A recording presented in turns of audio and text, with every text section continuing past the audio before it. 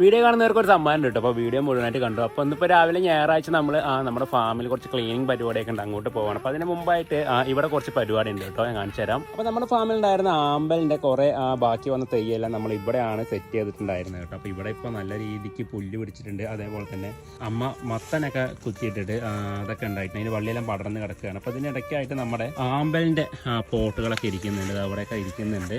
അപ്പോൾ അതിലെല്ലാം വെള്ളം നിറങ്ങിയിട്ടുണ്ട്, ചിലതിലൊക്കെ ചെടി ഉണ്ടായിട്ടുണ്ട്. അപ്പോൾ ഇതിനെല്ലാം നമ്മൾ കളക്ട് ചെയ്തിട്ട് ഒന്ന് മാറ്റി വെക്കാനുള്ള പരിപാടിയാണ് കേട്ടോ.